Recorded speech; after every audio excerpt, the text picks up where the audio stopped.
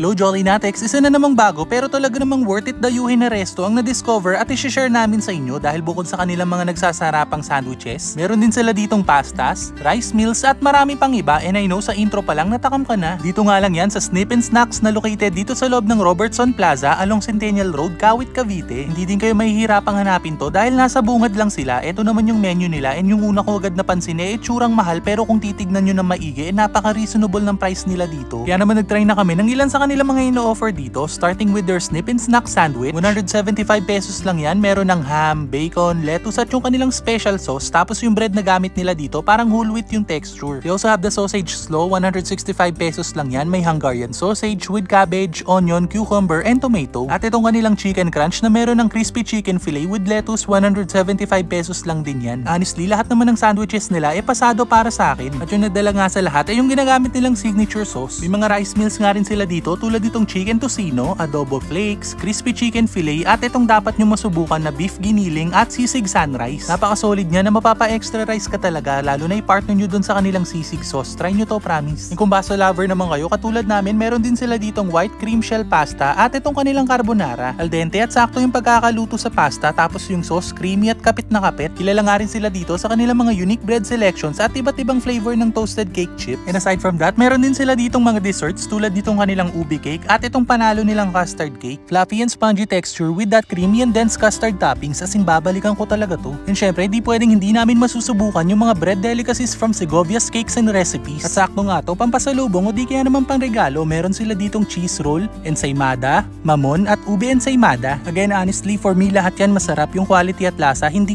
sila mapapahiya, as independent na lang sa inyo kung saan kayo mahilig. Pero yung top pick ko dito is yung kanilang ube ensaymada. Kung magawi nga kayo dito, worth it subukan lahat ng yan. And for drinks naman, we had their slushies na pamatid init, merong orange and mango flavor. Open ang Snip and Snacks from 10 AM to 10 PM Monday to Thursday at 10 AM to 11 PM naman pag Friday to Sunday. And aside from dine-in, meron din silang deliveries through Lalamove pero soon magkakaroon na rin sila ng Food Panda. Kaya naman sa mga taga-Kawit dyan or nearby areas na naghahanap ng bago at naiibang food trip destination na nag-o-offer ng food selections na bukod sa appealing sa mata, legit na masarap, subukan nyo na nga rin dito sa Snip and Snacks. So paano until our next food trip?